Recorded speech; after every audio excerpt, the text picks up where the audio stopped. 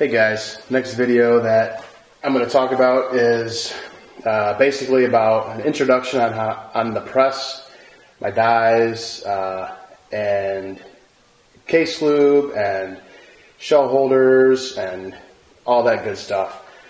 So first thing I want to talk about is that the very first piece of equipment that I started researching when I wanted to get into reloading was a press. I quickly realized there was many different brands, RCBS, Hornady, all those major players.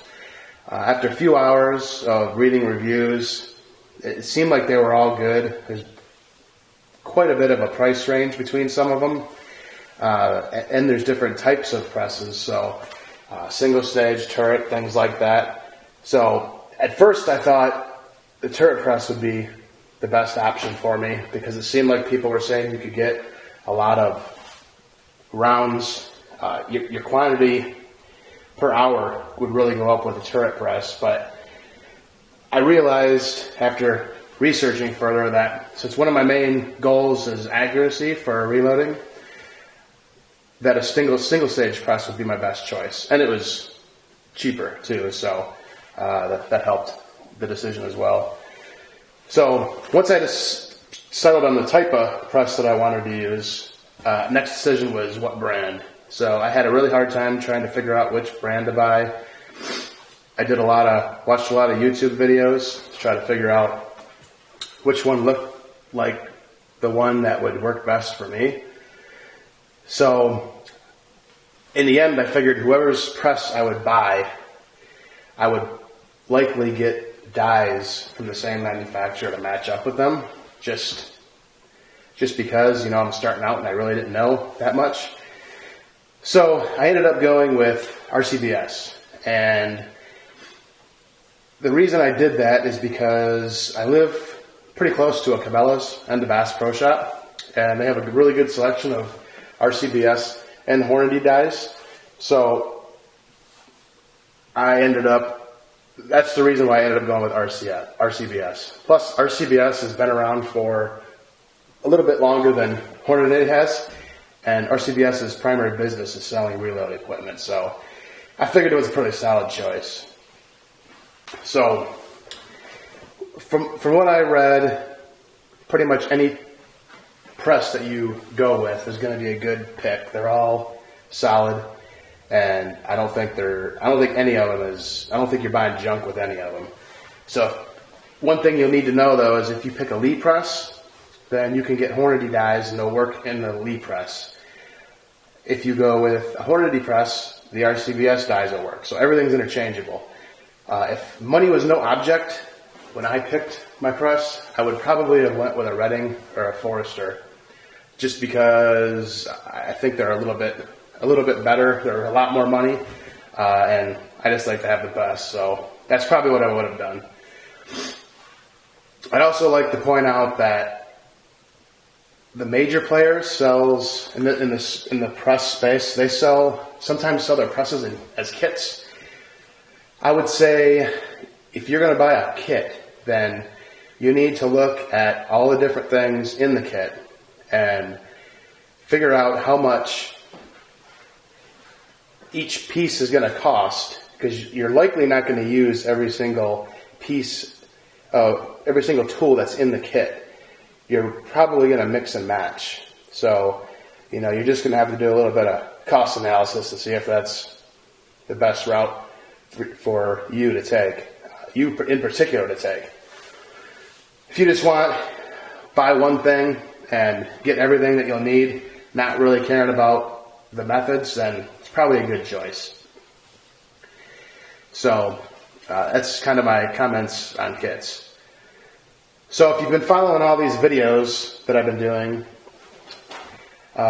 you'll know that I started out reloading 223-556. So the first thing I needed for my press, because they don't come with it, is shell holders. So the shell holders are typically inexpensive, but you'll need them. So you just keep that in mind. They're some of the shell holders, they'll fit multiple calibers. So you'll just have to go on the manufacturer's website, in my case, RCBS, and then you'll look at shell holders and you'll see all the calibers that they'll fit. So for 223, you'll need the RCBS number 10. So I ended up purchasing my first set of dies at the same time I purchased my press and the shell holders. So right off the bat, I realized I had another decision to make. 223 has, you can either buy small base or full length, and from what I read that on the internet, the small base dies will size the brass a little bit more than the full length dies. For AR-15s, I guess the chamber could be different. The chamber in any rifle is going to be a little bit different size, but I guess for cycling reasons, it's better to size it more. That way, you would cut down on your the chance to have jams. So the problem with sizing it more is that you may not get as many reloads out of your brass. But for me, I wasn't really concerned. I just didn't want to have to worry about jams, which is why I went with the small base die set. So from what I read also is in some of the reloading forums on the internet, there's a lot of people that say one full length is better than small base, vice versa. So I'm not saying that one way is better than the other. I'm just saying that I've had no issues with small base in any of my rifles, so this is just what worked for me. Next up in this section is case lube. So because of friction in the press, you have to lube necked brass before you resize them. So if you don't put case lube on your brass before you resize or deprime, you will likely have a piece of brass stuck in your die, and it's a pain in the butt to get out. So if you're reloading straight walled brass, like a lot of handgun ammo, such as 44 mag or even 45-70 rounds like that, you can skip that step because the dies have a piece of carbine in them that reduces friction. So it's nice when you do handgun rounds. You don't have to worry about the case lube. It speeds it up a little bit.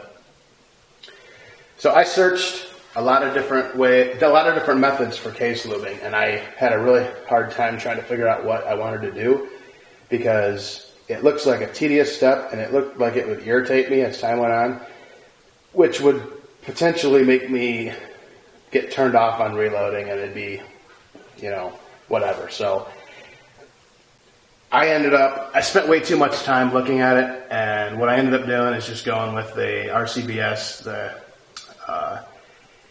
the lube in the bottle with the lube pad and a neck brush. They make sprays, stuff like that, wax. I'm sure they work fine, but I went with this route, and I haven't had any issues.